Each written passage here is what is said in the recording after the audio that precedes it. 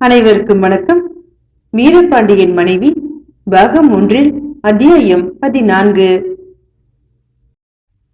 மனதில் லட்சிய எண்ணங்களுடன் வீட்டிற்கு வந்த வீரசேகரனுக்கு சேனை மீட்காமனிடமிருந்து ஓர் அரசியல் ஓலை காத்திருந்தது. அரசாங்க முத்திரை பதித்த ஓலை என்றதும் வீரசேகரன் உடனே பதறினான். அரசியல் குற்றவாளியான ஊர்மிளாவை கை நழுவ விட்ட தவறுக்குத்தான் தன் மீது நடவடிக்கை எடுக்க சேனை மீட்காமன் ஓலை அனுப்பியிருக்கிறாரோ என்று பீதியடைந்தான். ஆனால் ஓலையை பிரித்து பார்த்ததும் அதில் அவன் சிறிதும் எதிர்பாராத செய்தி இருந்தது. மதுரை படை 7வது பிரிவை சேர்ந்த வீரசேகரனுக்கு சேனை மீட்காமன் கிளியூர் மலையமான் பெரிய உடையானான ராஜராஜ சேதிராயன் மூலம் பிறந்த கட்டளை.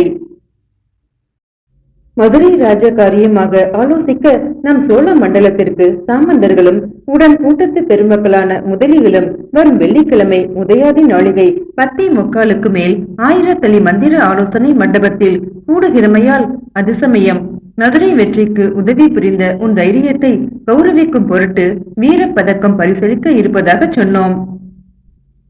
பாண்டி மண்டல ராஜ காரியமாக உன் அபிப்பிராயங்களை எடுத்துச் சொல்ல பண்ணவும் நம் சோழ மண்டல மந்திர ஆலோசனை சபையில் உன்னை ஒரு உறுப்பினராக சேர பண்ணவும் வேண்டும் என்று வாழ்நிலை கண்டான் ஜனநாத கச்சிராயன் சொன்னமையால் ராஜதேவர் திருவாய் மலர்ந்தருளியபடி இன்று முதல் நீ அந்த உரிமை பெற கடவதாக சொன்னோம்.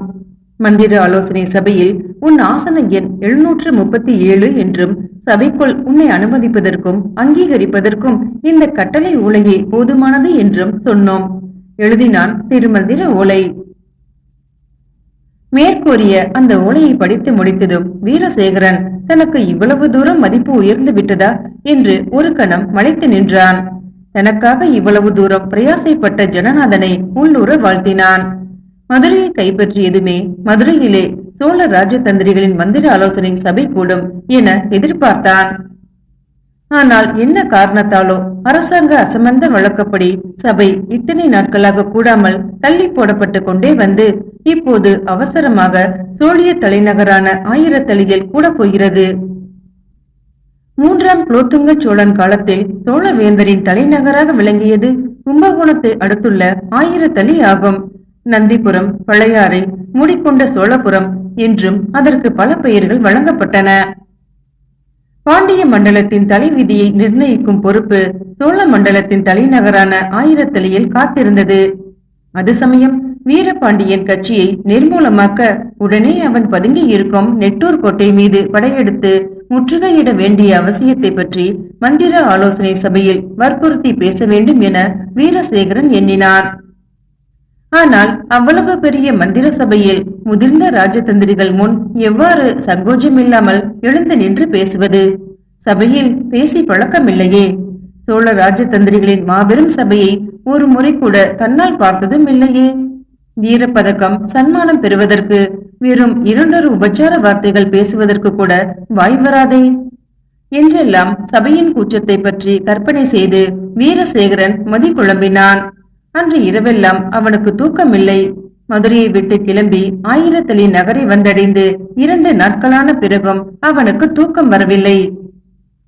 மந்திர ஆலோசனை சபை கூடுவதற்கு முதல் நாளான வியாழக்கிழமை அவனை அறியாமல் வெகு வேகமாக நெருங்கிவிட்டது.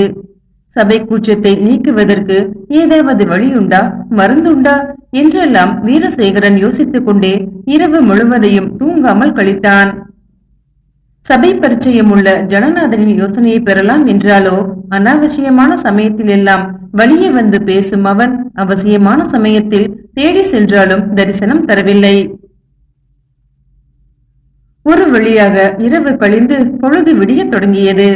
வீரசேகரன் படுக்கையை விட்டு துள்ளி எழுந்தான். இந்த அதிகாலை நேரத்தில் யாரும் இல்லாத வேளையில் மந்திர ஆலோசனை மண்டபத்தை ஒரு முறை பார்த்துவிட்டு வந்தால் ஒருவேளை தன் சபை கூச்சம் நீங்கி தைரியம் வரலாமோ என்று எண்ணினான். போர் முகத்து மந்திர ஆலோசனை மண்டபம் அரண்மனையை ஒட்டி ஒரு நந்தவனத்தின் நடுவே இருந்தது. அதை சுற்றி ஒரு காத தூரம் வரை ஆள் அரவமே இல்லை. ரகசிய மண்டபத்திற்குள் ஈக்காக்கை கூட எட்டி பார்க்க இயலாதபடி சுற்றிலும் பலத்த காவல் இருந்தது. ஒரு மாபெரும் காவல் படையே இவ்வளவு அதிகாலை நேரத்தில் காவலுக்கு வந்துவிட்டது.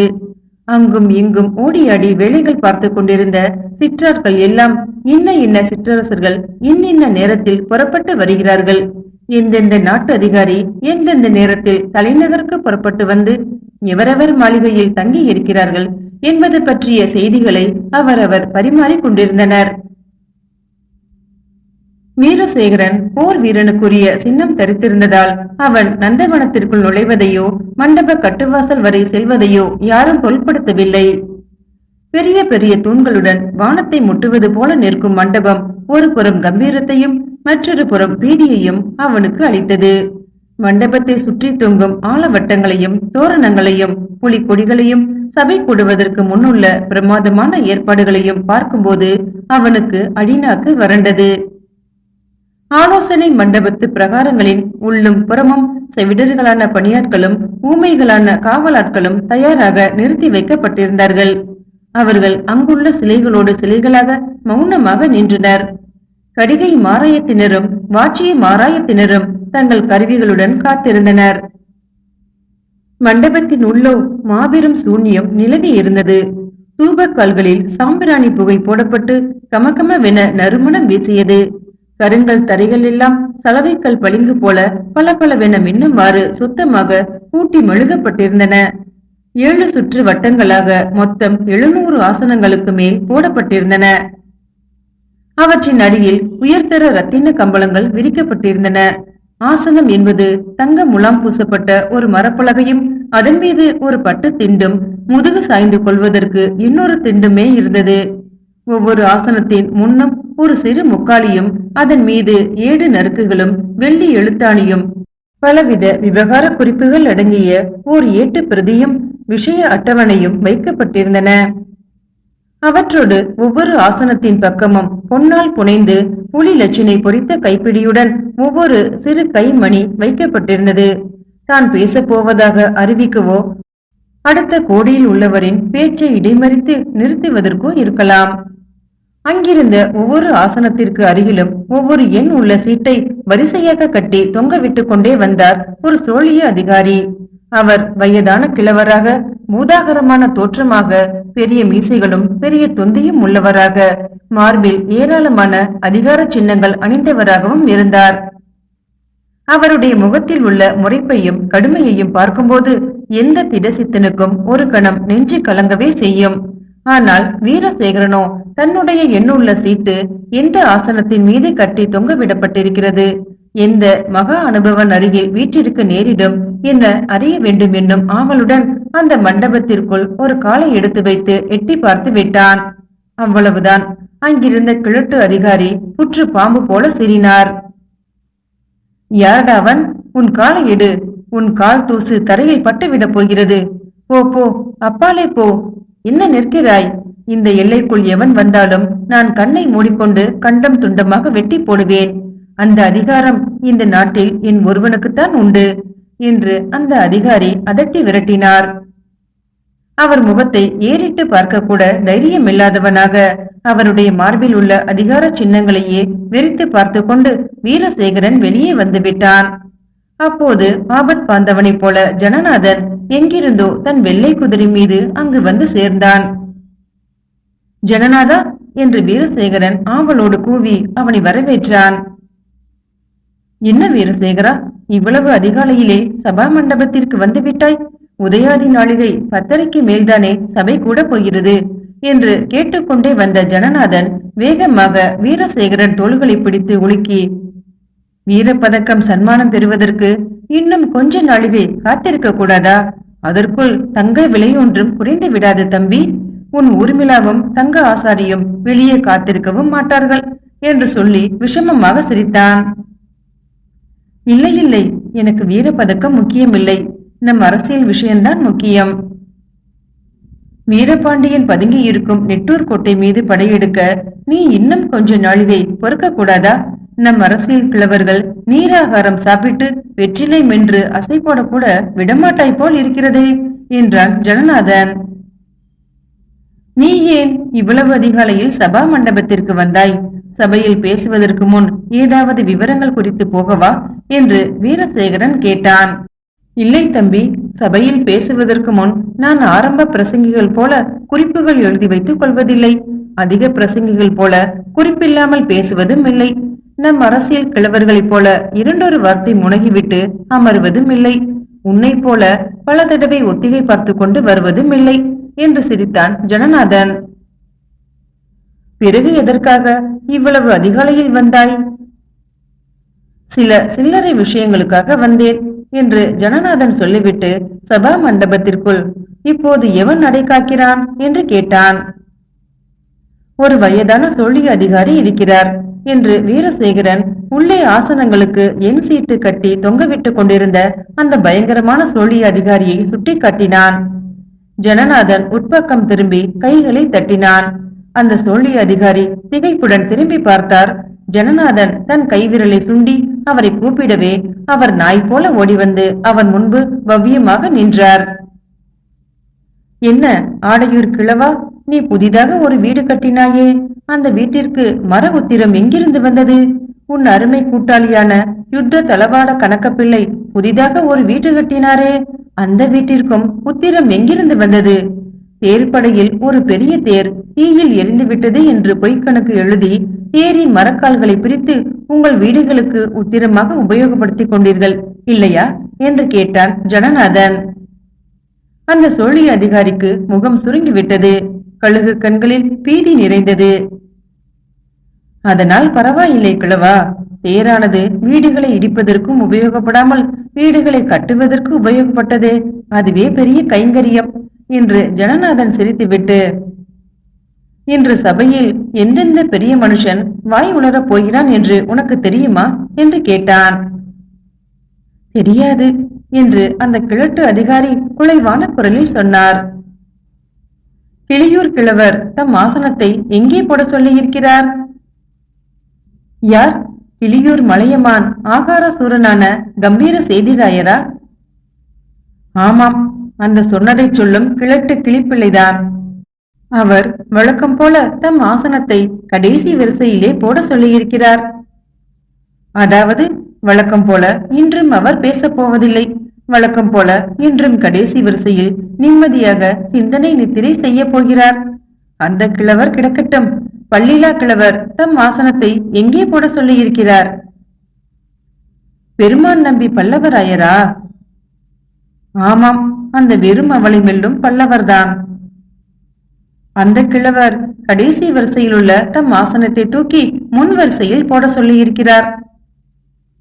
அதாவது இன்று அவர் என்னை எதிர்த்து பேசப் போகிறார். அப்படித்தான் தோன்றுகிறது. அந்த கிழவர் தம் ஆசனத்தின் கீழ் சிட்டுக்குருவி லேகியமும் மறைத்து வைக்க சொல்லியிருக்கிறார். அதாவது அரை நாளிகை நேரம் பேசப் போகிறார். சிட்டுக்குருவி லேகியம் அந்த கிழவருக்கு அரை நாளிகை நேரம் எழுந்து நின்று பேசும் யௌவன சக்தியை அளிக்கும். அதை கேட்டு கிழட்டு அதிகாரி அசட்டு சிரிப்பு சிரித்தார்.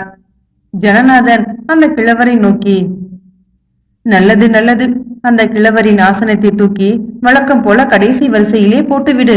கடைசி வரிசையில் இருந்து இறைந்து பேச முடியாமல் அவர் சும்மா இருப்பதே சுகம் என்று இருந்து விடுவார்.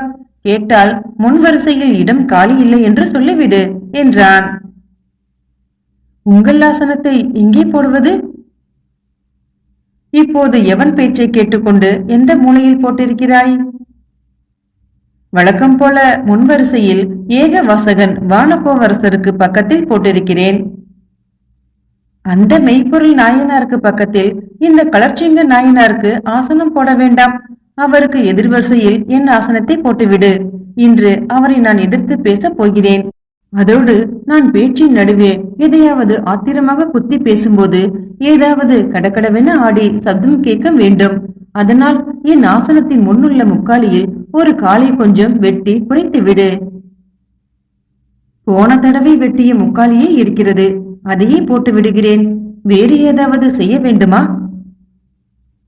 என் ஆசனத்தின் அடியில் கொஞ்சம் மூக்குப்பொடி மட்டையை மறைத்து வை. இன்று சபையில் யாராவது பேசும்போது நான் அபசகுணமாக 2 முறை தும்ம வேண்டும். இன்று இவ்வளவு அவசரமாக எதற்காக சபை கூட்டப்பட்டிருக்கிறது? நீங்களா இந்த சபையை கூட்ட சொன்னீர்கள்? கூட்டுவது என் வேலையல்ல, ஏக வாசகரின் வேலை எது. இன்று மதுரை ராஜகாரிய விஷயமாக ஒரு முக்கியமான முடிவு செய்ய போகிறார்கள். சக்கரவர்த்தி உடனே சபையை கூட்ட சொல்லிவிட்டார் என்றான் ஜனநாதன். அப்படியெனில் சபைக்கு ராஜதேவர் வருவாரா? சக்கரவர்த்தி வரமாட்டார். அரசியல் சக்கரத்தை உருட்டுவதற்கு வழக்கம் போல திருமந்திர ஓலைகள் நாயகத்தை அனுப்பி வைப்பார். நான் வேறு ஏதாவது செய்ய வேண்டுமா என்றார் அந்த கிழவர். மகதை நாடாழ்வாரின் ஆசனத்தில் நிறைய மூட்டை பூச்சிகள் உள்ள திண்டாக பார்த்து போடு. சபையை சீக்கிரம் முடித்தால் போதுமென அவர் அதிகமாக பேசும் எவன் மீதும் எரிந்து விழுந்து கொண்டே இருக்கட்டும். சரி, வேறு ஏதாவது? செங்கேணி அத்திமலரான நம் கிழவர் சம்புவராயரின் ஆசனத்தை எந்த மூலையில் போட்டிருக்கிறாய்? அவரை என் பக்கத்தில் வைத்துக் கொண்டிருந்தால்தான் அவர் தம் திருவாயை மூடிக்கொண்டு நான் திருவாய் மலர்ந்து அருள்வதை மெய் மறந்து கேட்டுக் கொண்டிருப்பார். அவருடைய ஆசனத்தை தூக்கி என் இடக்கை பக்கம் போடு. இந்த புது வாலிபனின் ஆசனத்தை தூக்கி என் வலப்பக்கம் போடு. இவன் எனக்கு வலது கை போன்றவன். இந்த பையன் யார்? இவன்தான் வீரசேகரன். 737வது எண்ணா? ஆம், அதேதான் என ஜனநாதன் சொல்லிவிட்டு வீரசேகரனை கூட்டிக் கொண்டு நந்தவனத்தை கடந்து வெளியே வந்தான். மந்திர ஆலோசனை சபை நேரம் நெருங்க நெருங்க எனக்கு பயமாக இருக்கிறது என்றான் வீரசேகரன். என்ன பயம்? நீ ஊர்மிளாவை தப்பி ஓடவிட்ட குற்றம் உன்னையும் என்னையும் தவிர வேறு ஒரு பிராணிக்கு கூட தெரியாது என்றான் ஜனநாதன். அதற்கில்லை, வயது முதிர்ந்த ராஜதந்திரிகள் அமர்ந்திருக்கும் மந்திர ஆலோசனை சபையில் முற்றிலும் புது இளைஞனான நான் எப்படி வாய்விட்டு பேசுவது என்ற பயம்தான். பல்லில்லாத கிழவர்களை கண்டு பல் உள்ள வாலிபன் எதற்காக பயப்பட வேண்டும்? நான் சபையில் பேசுவதற்கு எவ்வளவோ விஷயங்களை மனப்பாடம் செய்து வந்திருக்கிறேன். ஆனால் சபை நடுவே சங்கோஜத்தால் என் வாயிலிருந்து ஒரு வார்த்தை கூட வெளிவராது போல் இருக்கிறது. சபை கூச்சத்தை நீக்குவதற்கு ஏதாவது வழி சொல்ல மாட்டாயா? அதென்ன பிரமாதம்? உன்னை தவிர சபையில் உள்ள அத்தனை பேரும் முட்டாள்கள் என நினைத்துக்கொள். உனக்கு சுலபமாக பேச வந்துவிடும். நம் ராஜதந்திரிகள் ஒரு வார்த்தைக்கு 9 அர்த்தங்கள் வைத்து பேசக்கூடியவர்கள் ஆயிற்றே. நான் எதை பேசுவது? நீ எதை வேண்டுமானாலும் பேசு. நீ என்ன பேசப் போகிறாய் என்று ஒருவன் கூட கவனிக்க மாட்டான். ஒவ்வொருவனும் தன் பேச்சில்தான் குறியாக இருப்பான். நான் பேசும்போது பெரியவர்கள் என் முகத்தை கூர்ந்து பார்த்தால் எனக்கு தொடை நடுக்கமே வந்துவிடும். அட, கவலைப்படாதே தம்பி. எல்லோரும் கண்ணை மூடிக்கொண்டு நிம்மதியாக அனந்த சயனம் செய்வதற்காகத்தான் அரசியல் சபைக்கு வருகிறார்கள். நம் சோழிய ராஜதந்திரிகள் வைதீக சம்பிரதாயங்களை கவனிக்க கூடியவர்கள் ஆயிற்றே. நான் சபைக்குள் முதலில் நுழையும் போது இடக்காலை எடுத்து வைப்பதா வலக்காலை எடுத்து வைப்பதா என்று கேட்டான் வீரசேகரன். எந்த காலை வேண்டுமானாலும் எடுத்து வை. எவனும் கீழே குனிந்து பார்க்க மாட்டான். மமதையுடன் தலை நிமிர்ந்துதான் வீற்றிருப்பான். சரி சரி, வா ஜனநாதா, போய் குளித்துவிட்டு குறித்த நாளிகைக்குள் சபைக்கு வந்து சேர வேண்டும். இல்லை இல்லை, நாம் பலரை காக்க வைத்து நேரம் கழித்து சபைக்கு வந்தால்தான் நம்மை எல்லோரும் கவனிப்பார்கள். நம்முடைய மதிப்பும் உயரும் என்று ஜனநாதன் சொல்லிவிட்டு சிரித்தான். உதயாதி நாளிகை 10:30க்கு மேல் சோழ ராஜதந்திரிகளின் மாபெரும் மந்திர ஆலோசனை சபை கூடியது. சிற்றரசர்களும் உடன்கூட்டத்து பெருமக்களான முதலிகளும் நாட்டு அதிகாரிகளும் தங்கள் பரிவாரங்களுடன் வந்திருந்தனர். மதுரை அரசியல் சம்பந்தமாக முக்கியமானதொரு முடிவு செய்யும் சபையாகையால் மதுரையில் உள்ள ராஜ பிரதிநிதிகளும் ராஜாங்க தூதர்களும் வந்திருந்தார்கள். அரசியல் தலைவர்கள் எல்லாம் கோஷ்டி கோஷ்டியாக பிரிந்து நின்று மெல்ல உரையாடி கொண்டிருந்தார்கள். சிவப்பழம் போல விளங்கிய எதிரிலே சோழ சம்புவராயர் இன்னொரு கிழவரிடம் தம் உத்ராட்ச மாலையை உருட்டி கொண்டே ஜனநாதனை பற்றி குறை கூறிக்கொண்டிருக்கும் போது ஜனநாதன் அந்த சபைக்குள் வந்தான். அந்த கிழவரை ஜனநாதன் கடைக்கண்ணால் விஷமமாக பார்த்து கொண்டே, பேச்சு பேச்சு என்னுமாம் கிளி, பெரும் பூனை வந்த கால் கீச்சு கீச்சு என்னுமாம் என பாடிக்கொண்டே நடந்தான். கிழவரோ கோபமுற்று அவனை நோக்கி, ஜனநாதா, சுதேசம், ஆச்சாரம், மதம், வைதீகம் எல்லாவற்றையும் நீ அலட்சியமாக கருதுகிறாய். பௌத்தனாக பிறக்க வேண்டியவன் தப்பி சுத்த சைவனாக பிறந்து விட்டாய். பெரியவர்களை நையாண்டி செய்வதே உன் பிழைப்பு. கடவுள் உன்னை தண்டிக்காமல் விடமாட்டார் என்றார். கடவுளா? அவரை நாட்டில் தான் பார்க்க முடிகிறதே தவிர உம்முடைய உத்திராட்ச கொட்டையில் கூட நான் பார்த்ததில்லையே. ஐயா பெரியவரே, கடவுள் உமக்கு மட்டும்தான் சொந்தமான சொத்தல்ல, எல்லோருக்குமே சொந்தமானவர்தான் என்று கூறிவிட்டு ஜனநாதன் தன் ஆசனத்தில் கம்பீரமாக அமர்ந்தான். அங்கிருந்த பெரிய பெரிய தலைவர்களை எல்லாம் ஜனநாதன் தனக்கு அறிமுகம் செய்து வைப்பான் என வீரசேகரன் எதிர்பார்த்தான். ஆனால் அவர்களின் குண கோளாறுகளையும் பலவீனங்களையும் ஜனநாதன் வர்ணித்தானே தவிர அருகில் ஒருவனை கூட அண்ட விடவில்லை. கழுகு கண்களிடமிருந்து புறாவை காப்பாற்றுவது போல வீரசேகரனை காப்பாற்ற முயன்றான். சபை ஆரம்பமாகும் நேரம் வந்ததும் மும்முறை மணியடித்து அறிவிக்கப்பட்டது. சபையை பிரதம மந்திரி ஆரம்பித்து வைத்தார். சபையில் எள்ளு போட்டால் எள் ஒலி கேட்கும்படியான நிசப்தம் நிலவியது. ராஜதந்திரிகள் அனைவரும் அடைக்காக்கும் பெட்டை கோழிகளைப் போல உன்னிப்பாகவும் கர்ம சிரத்தையாகவும் தங்கள் ஆசனங்களில் அமர்ந்திருந்தார்கள். ஜனநாதன் மட்டுமே அலட்சியமான தோரணையுடனும் வேண்டுமென்றே அடிக்கடி வீரசேகரன் பக்கம் திரும்பி சிரித்துக் கொண்டும் அட்டகாசமாக அமர்ந்திருந்தான்.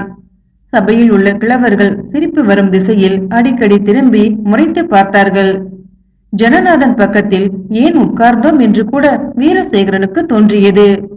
மந்திர ஆலோசனை சபை விஷய அட்டவணையில் முதலாவதாக வீரசேகரனுக்கு தங்க பதக்கம் சன்மானம் அளிக்கும் சடங்கு நடைபெற்றது. அதை பலர் ஈமச்சடங்கு கிரியையை கவனிப்பது போல கவனித்தனர். வீரப்பதக்கம் பெற்ற வீரசேகரன் சபையை நோக்கி, பெரியவர்களே, இன்று இந்த சிறுவனின் வாழ்வில் ஒரு பெருநாள். உங்களுக்கு கடமைப்பட்டிருக்கும் என் உணர்ச்சிகளை எப்படி வார்த்தைகளால் சொல்வது என்றே தெரியவில்லை. என் சொல்லாலும் செயலாலும் இந்த மகா சபைக்கு, ராஜ காரியத்திற்கு, ராஜ தேவருக்கு, இந்த சோழ மண்டல தாய்க்கு நான் என்றென்றும் கட்டுப்பட்டிருப்பேன். நம் சோழர்களின் புலிகொடி தமிழ் நாகரிகத்தின் சின்னமாக எங்கெங்கும் தலை தூக்கி பறக்க என் உயிரையும் தியாகம் செய்வேன். என் ராஜ கடமையிலிருந்து எல்லாத்தனையும் தப்பினேனாகில் ஏழா நரகில் கீழா நரகம் புகுவேனாக என்று கூறிவிட்டு அமர்ந்தான். அங்குள்ள பல தலைவர்களையும் தனித்தனியாக புகழ்ந்து கூற வேண்டும் என்று எவ்வளவோ முகமன் வார்த்தைகளை மனப்பாடம் செய்து வந்திருந்தான்.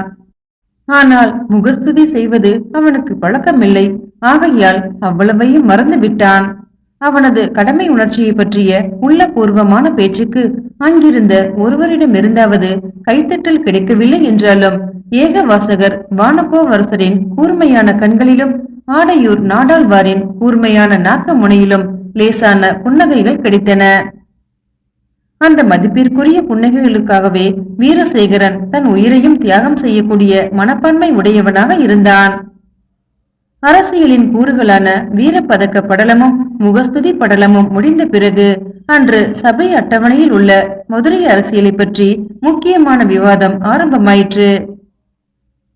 பாண்டிய ராஜகாரியமாக மதுரை அரசியலுக்கு விரைவில் ஒரு முடிவு காண வேண்டும் என குலோத்துங்க சோழ சக்கரவர்த்தி விரும்புவதாக அவர் திருவாய் மலர்ந்தருளியதை திருவாய் கேள்வி நாயகரான வேளாளர் எழுந்து நின்று சபையில் வெளிப்படுத்தினார். கரூரில் உள்நாட்டு குழப்பத்தை அடக்குவதற்கும் கங்கை படையெடுப்பு, இலங்கை படையெடுப்பு முதலான திக்விஜயங்களுக்கு படை தயாரிப்பதற்கும் உடனடியாக அரசாங்க படை தேவைப்படுகிறது என்றும் கைகோள படையையும் 3 மகா சேனைகளையும் அனாவசியமாக மதுரையில் நிறுத்தி வைக்க அவசியமில்லை என்றும் மதுரை அரசியலுக்கு ஒரு நிர்ணய திட்டம் தயாரித்து சோழ நாட்டின் ராஜ பிரதிநிதியாக விக்கிரம பாண்டியனை மதுரை சிம்மாசனத்தில் அமர்த்திவிட்டு சோழ அதிகாரிகளையும் படைகளையும் விரைவில் தலைநகருக்கு திருப்பி அழைக்க வேண்டும் என ஆடையூர் நாடாழ்வார், கம்பீர செய்திராயர் முதலான அரச கட்சியினர் வற்புறுத்தி பேசினார்கள். அதற்கு ஆட்சேபனையாக விக்கிரம பாண்டியனுக்கு முடிசூட்டுவதற்கு புராதனமான பொன்முடி வீரபாண்டியனிடம் சிக்கிக் கொண்டிருக்கிறது என்று ஜனநாதன் தெரிவித்தான். மதுரையின் குழப்ப நிலையை ஒரு முடிவுக்கு கொண்டு வருவதில் ஜனநாதனுக்கு இஷ்டமில்லை என்பதை அங்குள்ள ராஜதந்திரிகள் யூகித்திருந்தாலும் முன்பு ஒரு நாள் அவன் பாண்டிய சபையில், எங்கள் சோழ மன்னர் உண்மையான சோழ ரத்தத்தில் பிறந்தவராக இருந்தால் விக்கிரம பாண்டியனுக்கு உண்மையான பாண்டிய முடியைத்தான் சூட்டுவார் என கூறிய சூளுரையை அவர்களால் புறக்கணிக்கவும் முடியவில்லை. வாழ்நிலை கண்டான் ஜனநாத கச்சிராயன் சொல்வது உண்மைதான். அதற்கு பரிகாரமாக நாம் உடனே வீரபாண்டியன் பதுங்கி இருக்கும் நெட்டூர் கோட்டையின் மீது படையெடுத்துச் சென்று புராதனமான அந்த பாண்டிய முடியை கைப்பற்றி வர வேண்டும். பகைவனை கடைசி வரை நிர்மூலமாக்குவதுதான் சரியான ராஜதந்திரமாகும். இதுதான் நான் சொல்லும் ஒரே வாசகம் என ஏக வாசகன் வானப்போவரசர் உறுதியான குரலில் சொன்னார். ஜனநாதனோ அதற்கு மறுபுறையாக, நெட்டூர் கோட்டையை வெறும் வாசகங்களால் முற்றுகையிட முடியாது, அதற்கு வீர வாலிபர்கள் தேவை என்றான். உடனே ஆடையூர் நாடாழ்வார் ஏளன சிரிப்புடன் எழுந்து நின்று, ஜனநாத கச்சிராயன் அதைரியப்படுவதற்கு காரணம் அவன் கையில் மொத்தம் 30,000 வீரர்கள் தான் இருக்கிறார்கள். என் கையிலோ அதை போல 2 மடங்கு போர் வீரர்கள் இருக்கிறார்கள். நெட்டூர் கோட்டையை முற்றுகையிடலாமா கூடாதா என ஒவ்வொருவரும் யோசனை சொல்வது ஒவ்வொருவரின் சொந்த பலத்தை பொறுத்துதான் வெளிவருகிறது என்றார் கேலியாக. உடனே ஜனநாதன் விஷமச் சிரிப்புடன், ஆடையூர் நாடாழ்வாரின் கையில் உள்ள வீரர்களின் தொகை என் கையில் உள்ளதை விட எண்ணிக்கையில் 2 பங்கு அதிகம் என்பது மிகப்பெரிய உண்மைதான்.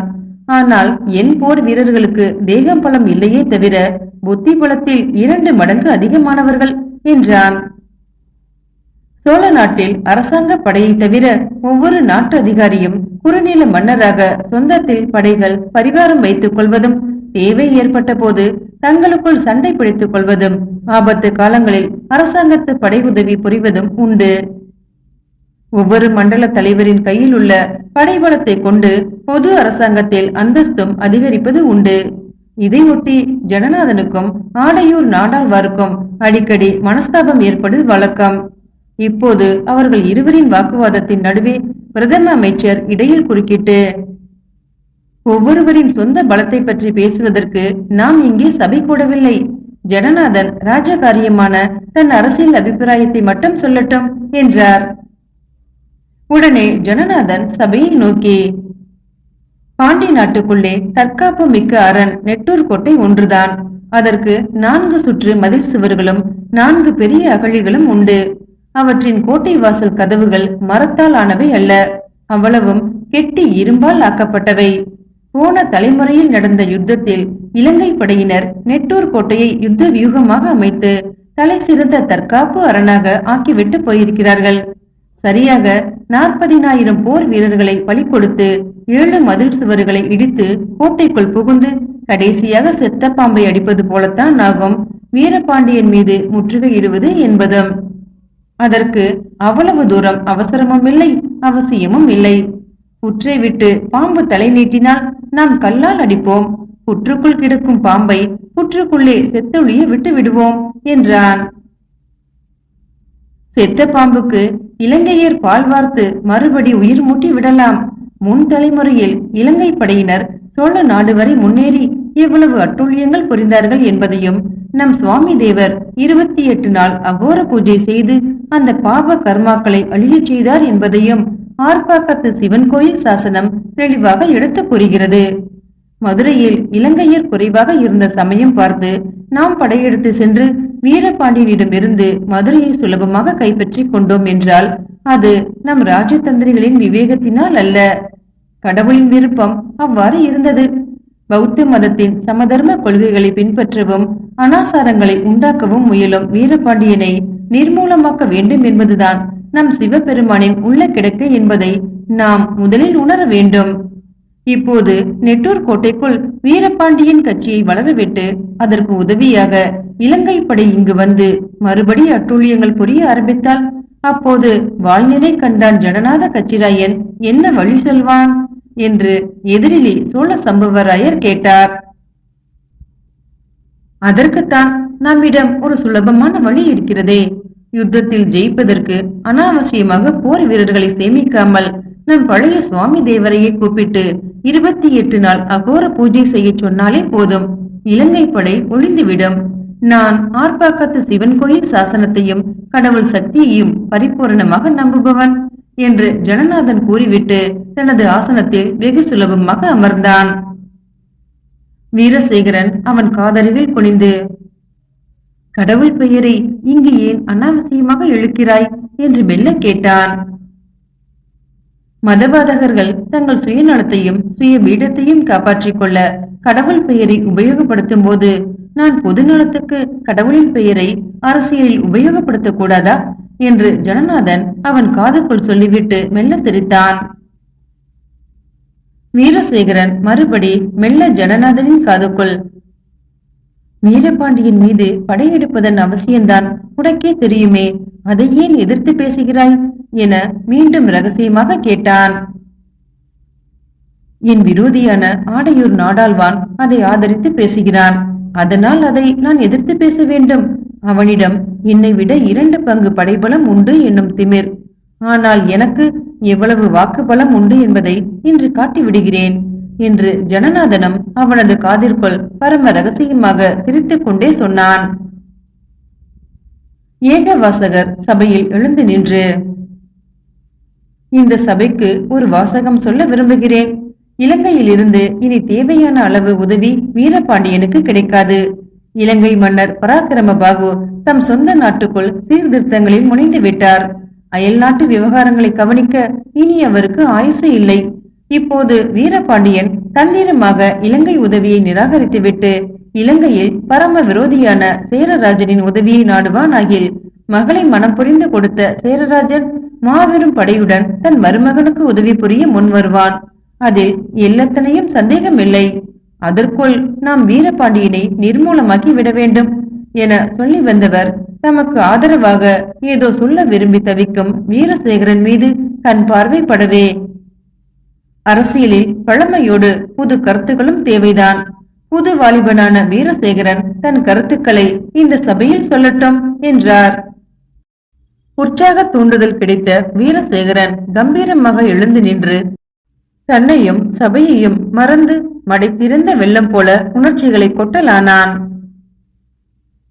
வீரபாண்டியன் நெட்டூர் கோட்டைக்குள் பதுங்கி இருக்கிறான் என்றால் புலி பதுங்குவது பாய்ச்சலுக்கே தவிர வேறல்ல. படை தயாரிப்பு முடிந்து பூரண பலம் பெற்றதும் வீரபாண்டியன் தன் தலைநகரை மீட்க மதுரை மீது படையெடுத்து வருவான் என்பதில் சிறிதும் ஐயமில்லை. இலங்கை ஆள் உதவி செய்யாவிட்டாலும் அவனுக்கு ஏராளமான யுத்த கருவிகளையும் போர் தந்திரிகளையும் வரும் பௌர்ணமிக்கு பிறகு அனுப்பி வைப்பதாக ஒரு சாமியார் மூலம் ரகசியமாக ஓலை அனுப்பியிருக்கிறது. சேரராஜன் படை உதவியை வீரபாண்டியன் பெறுவதில் தனக்கு ஆட்சேபனை இல்லை என்றும் அந்த ஓலையில் தெரிவித்திருக்கிறது. ஆதலின் பௌர்ணமி கழிந்ததும் வீரபாண்டியன் நம் வசமிருக்கும் மதுரை மீது மாபெரும் பலத்துடன் படையெடுத்து வருவான். அதற்குள் பௌர்ணமி என்றோ அதற்கு முன்போ நாம் அவனது நெட்டூர் கோட்டையை முற்றுகையிட்டு எலியை எலி வலைக்குள்ளேயே நசுக்கி விட வேண்டும். வீரபாண்டியன் வீர மரணம் அடைய வேண்டும் அல்லது நம் கையில் சிறைப்பட வேண்டும். அதுவரை மதுரை அரசியல் விவகாரம் முடிவு பெறாது. நம் புலிக்கொடி பாண்டி நாட்டின் மீது நிரந்தரமாக பறக்கவும் முடியாது. நம்முடைய சோழ சாம்ராஜ்யத்தின் லட்சியமே பாண்டி நாட்டு எல்லையோடு முடிந்து விடவில்லை. அதையும் நாம் மறுத்தலாகாது. அது கங்கையும் கடாரமும் தாண்டி அடிவானத்திற்கு அப்பாலும் பறந்து கிடக்கிறது. பல ராஜ்யங்களாக இல்லாமல் ஒரே ராஜ்யமாக தமிழ் நாகரிகம் தலை நிமிர்ந்து நிற்க வேண்டும் என்றால் ஒவ்வொரு தமிழ் மகனும் ஆண் மகனாக சோழ சாம்ராஜ்யத்திற்கு தன் ரத்தத்தை சிந்த தயாராக இருக்க வேண்டும் என்று வீரசேகரன் தன் உணர்ச்சிகளை பொழிந்தான். ஜனநாதன் விஷமச் சிரிப்புடன் எழுந்து நின்று, நாம் அழகான வார்த்தைகளையும் உணர்ச்சிகளையும் கவிஞர்களுக்கு விட்டு விடுவோம். இந்த சபையில் நாம் எதையும் அனுபவ அறிவை கொண்டுதான் ஆராய வேண்டும் என்றான். உடனே வீரசேகரன் சட்டென்று, புகழ்பெற்ற ராஜராஜ சோழர் காலத்தைப் போல நம் குலோத்துங்க சோழ சக்கரவர்த்தியின் காலத்திலும் தமிழ் சாம்ராஜ்யம் மகோன்னதமாக உருவாக வேண்டுமென்றால் அது வெறும் அறிவினால் நடக்கக்கூடியது அல்ல. எண்ணற்ற வீரர்களின் உணர்ச்சிகளால் தான் அது உருவாக வேண்டும். உணர்ச்சிகளுக்குத்தான் எதையும் உருவாக்கும் ஆக்க சக்தி உண்டு. ஆகவே நமக்கு கவிஞர்களின் அழகான வார்த்தைகளையும் கற்பனைகளும் கூட தேவைப்படலாம் என்றான். அவனுடைய அறிவு திறனை சபையில் இருந்த அனைவரும் உள்ளுர வியந்தார்கள். ஜனநாதனை அடி உண்ட பாம்பை போல பரிகாச கண்களால் பார்த்தார்கள்.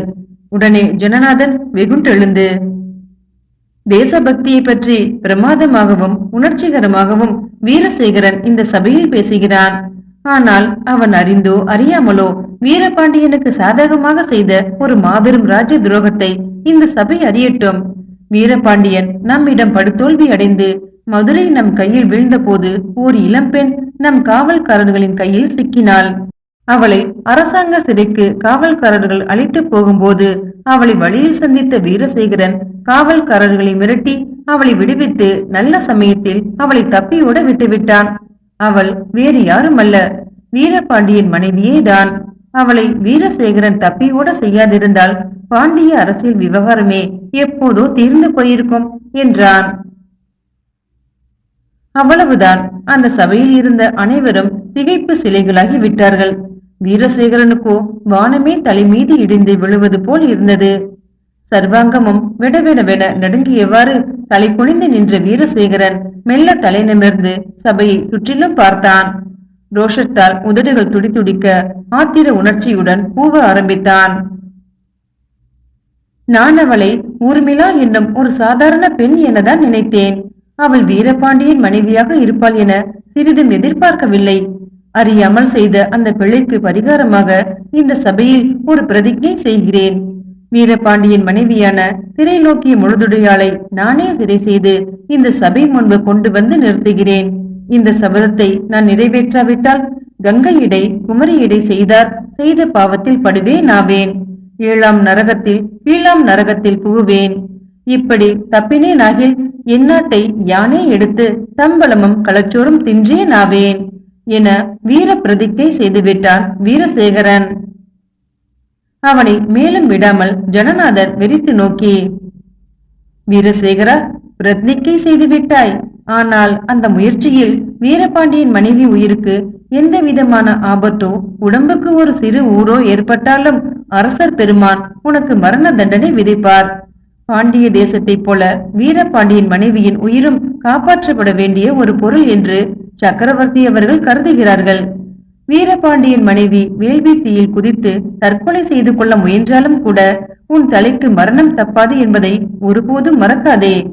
வீரபாண்டியன் மனைவியை நீ உயிருடன் தான் சிறைப்பிடித்து வர வேண்டும் என்றான். அதற்கு ஆதாரமாக அங்கிருந்த திருமந்திர ஒளி நாயகமான மீனவன் மூவேந்த வேளாருக்கு சமிக்கை செய்து அரசரின் திருமந்திர ஒளியை சபையில் வாசித்து காட்டச் செய்தான். வீரபாண்டியன் தேவியான திரைலோக்கிய முழுதுடையாள் நம் பிராட்டியார் பெண்ணரசியான பெரிய நாச்சியாருக்கு உடமையாவாள். போரில் அவளை உயிரோடு சிறைப்பிடிக்க வேண்டுமே அல்லாது அவள் உயிருக்கு பங்கம் ஏற்பட எவன் காரணமாக இருந்தாலும் பெரிய ராஜ துரோக குற்றமாக கருதப்பட்டு கொலை தண்டனை விதிக்கப்படுவானாக. சபா மண்டபம் முழுவதும் ரீங்காரமிட்டுக் கொண்டிருக்கும் அரசரின் ஆக்ஞையை வீரசேகரன் கம்பீரமாக காது கொடுத்து கேட்டு, வீரபாண்டியன் மனைவியை உயிரோடு சிறைப்பிடித்து வருகிறேன். தப்பினேனாகில் அக்கணமே உயிர் மறிப்பேனாக என சபதம் கூறி அமர்ந்தான். அவ்வாறானால் நெட்டூர் கோட்டையை முற்றுகையிடும் படைத்தலைமையை வீரசேகரனே வகிக்கட்டும். வீரபாண்டியன் தேவி சம்பந்தமாக அவ்வாறு பிரதிஜை செய்பவருக்கே அந்த மாபெரும் படைத்தலைமை பதவியையும் கௌரவத்தையும் அளிக்க வேண்டும் என்பது அரசர் பெருமானான பெரிய தேவரின் விருப்பம் என்று திருமந்திர ஓலை நாயகம் எழுந்து நின்று ராஜ கட்டளையை பிரதம மந்திரி மூலம் அந்த சபைக்கு தெரிவிக்க செய்தான். அத்துடன் சபை முடிந்துவிடும் என்று எல்லோரும் எதிர்பார்த்த சமயத்தில் ஜனநாதன் மெல்ல விஷம சிரிப்புடன் எழுந்து நின்று, நாம் நிறைய பேசிவிட்டோம். நெட்டூர் கோட்டையை முற்றுகையிட வீரசேகரனுக்கு படைத்தலைமை பதவியை கொடுப்பதாகவும் முடிவு செய்துவிட்டோம். ஆனால் முக்கியமானதொரு தேவையை முடிவு செய்ய மறந்து விட்டோமே. நெட்டூர் கோட்டையை முற்றுகையை கைப்பற்ற நம் தரப்பில் குறைந்தபட்சம் 1000 யானைகளையும் 40,000 போர் வீரர்களையும் பலி கொடுக்க நேரிடும் என சொன்னேன். 1000 யானைகளை இனி அத்திமலர் காட்டில் போய் பிடிக்க முடியாது. அரசாங்கத்தின் நிலைப்படையில் இருந்து 1000 யானைகளை எடுத்து பலி கொடுப்போம். அடுத்தபடியாக 40,000 போர் வீரர்களை பலி கொடுக்க வேண்டும். அதற்கு நம் சோழ மண்டலம் பாதுகாப்புக்கும் மதுரை மண்டல பாதுகாப்புக்கும் நிலப்படைக்கும் தேவையானது போக 10,000 போர் வீரர்கள் தான் அரசாங்க படையில் உபரியாக இருக்கிறார்கள்.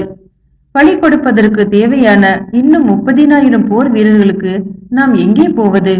அதுவும் முற்றுகையில் பயிற்சி பெற்ற போர் வீரர்களாக இருக்க வேண்டும்.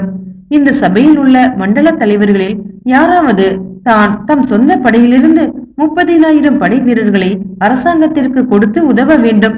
ராஜகாரியத்திற்காக அந்த மாபெரும் இரத்த தானம் செய்யக்கூடிய உதார குணம் இந்த சபையில் யாருக்கு உண்டு? அந்த பெருமையை யாருக்கு அளிப்பது என்று கூறி சபையை சுற்றிலும் தன் கண்ணோட்டத்தை செலுத்தினான்.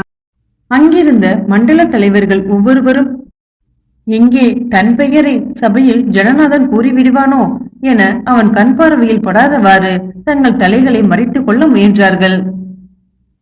ஜனநாதன் அருகில் இருந்த கிழவர் சம்புவராயர் முன்னெச்சரிக்கையாக எழுந்து நின்று ஜனநாதன் காதிற்குள் பரம ரகசியமாக, ஜனநாதா, உன் கூட்டாளி என்பதற்காக தயை புரிந்து அந்த பெருமையை எனக்கு தர முயலாதே. என் கையில் உள்ள 30,000 போர் வீரர்களை பிரிவது என்றால் இந்த கிழவனின் உயிரை பிரிந்துவிடும் என்று பரிதாபகரமாக கெஞ்சினார். நீர் பேசாமல் இரும், நான் வேறு ஒருவனை குறிவைத்திருக்கிறேன் என்றான் ரகசியமாக ஜனநாதன். அந்த சமயம் ஆடையூர் நாடாழ்வார் எழுந்து நின்று, ஜனநாதன் இரத்த தானம் செய்யும்படி பிறருக்கு ஆலோசனை சொல்வதை விட தானே தன் 30,000 போர் வீரர்களை இரத்த தானம் செய்து பெருமை அடையலாமே என்றார். உடனே ஜனநாதன் சட்டென, உண்மைதான், துரதிர்ஷ்டவசமாக அந்த பாக்கியம் எனக்கில்லை. அரசாங்க படையைப் போல என் போர் வீரர்களும் கூலி பெறுவதில் காண்பிக்கும் சுறுசுறுப்பை யுத்தம் செய்வதில் காண்பிப்பதில்லை. யாராவது சண்டை செய்து பிடித்த கோட்டைக்குள் என் வீரர்கள் சூறையாடுவதில் சூரர்களே தவிர கோட்டையை பிடிப்பதில் சூரர்கள் அல்ல. அந்த சூரத்தனம் நாடாழ்வாரின் படைகளுக்குத்தான் உண்டு. என்னை விட 2 மடங்கு படை வீரர்களையும் உடையவர் அவர். தம்மிடம் உபரியாக உள்ள 30,000 போர் வீரர்களை அரசாங்கத்திற்கு தானம் கொடுக்க சிறிதும் தயங்க மாட்டார். ஏனெனில் சக்கரவர்த்திகள் மீது அவருக்குள்ள விசேஷ அபிமானத்தை செயலில் காட்ட இப்போது விசேஷமான சந்தர்ப்பம் கிடைக்கிறது அல்லவா என்று அவன் கூறியவுடன் ஆடையூர் நாடாழ்வாருக்கு அதை ஒப்புக்கொண்டு தம் படை வீரர்கள் இரத்த தானம் செய்வதை தவிர வேறு வழி இல்லாமல் போய்விட்டது. ஜனநாதன் தன் சூழ்ச்சி பறித்துவிட்டது என்ற ஆனந்தத்துடன் ஆடையூர் நாடாழ்வார் வாழ்க என வாழ்த்திக் கொண்டே அமர்ந்தான். அதற்கு பிறகு சபையின் தீர்மானங்கள் எல்லாம் ஓலை நறுக்குகளில் எழுதப்பட்டு எல்லோராலும் கையொப்பம் இடப்பட்டு சபை முடிந்து விட்டதாக முதலமைச்சரால் அறிவிக்கப்பட்டது. சபை கலைந்து வெளியே வரும்போது ஜனநாதனோடு ஒரு வார்த்தையும் வீரசேகரன் பேசவில்லை. அவனுடைய தொடர்பையே அறுத்து கொள்ள விரும்புவனை போல மௌனமாகவே வேறு வழியில் பிரிந்து சென்றான். ஆனால் ஜனநாதன் விடவில்லை. வழியே சென்று வீரசேகரனிடம் நட்புரிமை கொண்டாடினான். என்ன வீரசேகரா, அதற்குள் என் நட்பை மறந்து விட்டாயா என ஜனநாதன் வழக்கம் போல விஷமச் சிரிப்புடன் கேட்டான்.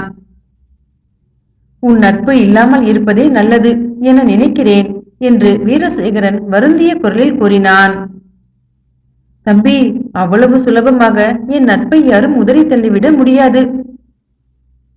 மந்திர ஆலோசனை சபையில் நீ நடந்து கொண்ட முறைதான் உன் நட்புக்கு அடையாளமோ? எனக்கு உறவாடி கெடுக்கும் மனப்பான்மை இல்லை. அதனால் உன் நட்புக்கு நான் தகுதியானவன் அல்ல. நட்பு வேறு, அரசியல் வேறு தம்பி. அந்த இரண்டையும் பிரித்து பார்க்கும் வியாபார புத்தியோ ஆராய்ச்சி திறனோ எனக்கு இல்லை என்றான் வீரசேகரன். நீ ஆத்திரப்படுகிறாய் வீரசேகரா? பின்னே என்ன செய்வது? நான் வீரபாண்டியன் மனைவியை தப்பி ஓடவிட்டேன் என்று சபையில் சொன்னாயே, இப்போதாவது நீ உண்மையை சொல். அவள் ஊர்மிளாவா அல்லது வீரபாண்டியன் மனைவியா? இதில் சந்தேகம் என்ன? அவள் ஊர்மிளாதான். அவள் வீரபாண்டியன் மனைவியாக இருந்தால் உன்னை காதலிக்க முடியுமா? பின்னே சபையில் பெரிய பொய்தானே சொன்னாய்? ஆமாம், பொய்தான் சொன்னேன். ஆனால் அதற்கு அரசியலில் ராஜதந்திரம் என்று பெயர். உன் ராஜதந்திரத்திற்கு நான் தான் பலி கிடைத்தேனா? மனம் அறிந்து அவ்வளவு பெரிய பொய்யை ஏன் சொன்னாய்? நம்பிக்கை துரோகம், நட்பு துரோகம் என சீறினான் வீரசேகரன். சீராதே தம்பி. ஊர்மிளா என்ற ஒரு பெண்ணை கூட உன் ஜென்மத்தில் பார்த்ததில்லை என நீயும் பொய் சொல்லி மறுத்திருக்கலாம். உன்னை தவிர அந்த சபையில் எந்த அரசியல்வாதியும் அப்படித்தான் மறுத்து புழுகி இருப்பான் என்றான் ஜனநாதன். நடந்ததை மனசாட்சிக்கு விரோதம் இல்லாமல் தைரியமாக ஒப்புக்கொள்வதுதான் மனித தன்மை. நான் வீரத்தமிழன். அந்த மனித தன்மையால் தான் தம்பி உனக்கு ஆபத்து வந்தது. நீ உண்மையை ஒப்புக்கொள்வாய் என நன்றாக தெரிந்த பிறகே உன் மீது சுலபமாக குற்றம் சுமத்த முன்வந்தேன். உன்னை தவிர வேறு எவன் மீதும் அப்படி ஒரு பழி சுமத்த எனக்கு துணிவு வந்திராது. எனக்கு அந்த புத்தியே கிடையாது ஜனநாதா. நான் இருதயம் உள்ளவன், லட்சிய உணர்ச்சி படித்த நேர்மையான வாலிபன். தம்பி, தமிழர்களுக்கு வெறும் உணர்ச்சி மட்டும் போதாது, காரிய வெற்றிக்காக சூழ்ச்சி திறனும் வேண்டும். எனக்கு வெற்றி முக்கியமல்ல ஜனநாதா, அதை கடைபிடிக்கும் வழிதான் முக்கியம். உன் வழி வேறு, என் வழி வேறு. சரி, அவ்வாறே இருக்கட்டும். ஆனால் நாம் இருவரும் நண்பர்களாகவே இருப்போமே. இன்னுமா என் நட்பை எதிர்பார்க்கிறாய்? என் மீது பழி சுமத்த அவ்வளவு பெரிய பொய்யை ஏன் சொன்னாய்? உன் நன்மைக்காகத்தான் என்று ஜனநாதன் சொல்லிவிட்டு சிரித்தான். வீரசேகரனுக்கு தூக்கி வாரி போட்டது. ஜனநாதனின் முகத்தை அவநம்பிக்கையுடன் கூர்ந்து பார்த்தான். சந்தேகப்படாதே தம்பி, உனக்காகத்தான் அந்த பொய்யை சொன்னேன். நான் அப்படி சொல்லி இராவிட்டால் வீரபாண்டியனின் மனைவியை உயிரோடு சிறைப்பிடிப்பதாக அவ்வளவு பெரிய சபதம் நீ செய்திருப்பாயா? நெட்டூர் கோட்டையை முற்றுகையிடும் படைத்தலைமையும் இவ்வளவு சீக்கிரமாக பதவி உயர்வும் மாபெரும் சபையில் இவ்வளவு சுலபமாக மதிப்பும் உனக்கு கிடைத்திருக்குமா? ஜனநாதனை ஒரு கணம் வீரசேகரன் கூர்ந்து பார்த்தான். அடுத்த கணம் கலகலவென வாய்விட்டு சிரித்தான். அவனின் கையை கோர்த்து கொண்டு, உன்னை போன்ற நண்பன் எனக்கு இந்த உலகில் யாருமே கிடையாது என்றான். ஜனநாதன் அவனோடு சேர்ந்து சிரித்தான். வீரசேகரனோ பெருமையும் நன்றி அறிதலும் பொங்கும் குரலில், நிஜமாகவே என் நன்மைக்குத்தான் இவ்வளவு பெரிய ராஜதந்திரத்தை கையாண்டிருக்கிறாயா என்றான். இல்லை இல்லை, என் நன்மைக்குத்தான் கையாண்டேன். வீரபாண்டியன் மனைவி சிறைப்பிடிக்கப்பட்டால் நம் குலோத்துங்க சோழ சக்கரவர்த்தி எனக்கு சன்மானம் அளிப்பார். அதனால் சக்கரவர்த்திக்கு என்ன நன்மை? பட்ட மகிழ்ச்சியின் புன்னகை சக்கரவர்த்திக்கு கிடைக்கும். எப்போதோ பெண்கள் சண்டையில் வீரபாண்டியன் மனைவியை தனக்கு குற்றேவல் புரியும் அடிமை தாதியாக்குவதாக சக்கரவர்த்திகளின் பெரிய நாச்சியார் சொன்னாராம். நீ வீரபாண்டியன் மனைவியை உயிரோடு சிறைப்பிடித்து அடிமை பெண்ணாக அந்த புறத்திற்குள் அனுப்பினால் உன்னுடைய அந்தஸ்து எவ்வளவு தூரம் உயரும் என சொல்ல முடியாது. உனக்கு சக்கரவர்த்தியோடு சரியாசனம் கிடைத்தாலும் ஆச்சரியப்படுவதற்கு இல்லை. நிஜமாகவா? ஆமாம், பார்த்தாயா, நான் சொன்ன ஒரு பொய்யினால் எத்தனை பேருக்கு எத்தனை விதமான நன்மைகள் உண்டாகின்றன. இதுதான் அரசியல் படலம் தம்பி என ஜனநாதன் கலகலவென சிரித்தான். வீரசேகரனும் அவனோடு சேர்ந்து சிரித்தான். நண்பர்கள் இருவரும் எப்படி கைகோர்த்து கொண்டு சபா மண்டபத்திற்குள் நுழைந்தார்களோ அது போலவே கைகோர்த்து கொண்டு நந்தவனத்தை விட்டு வெளியே சென்றார்கள். மீண்டும் அடுத்த அத்தியாயத்தில் சந்திக்கலாம். நன்றி.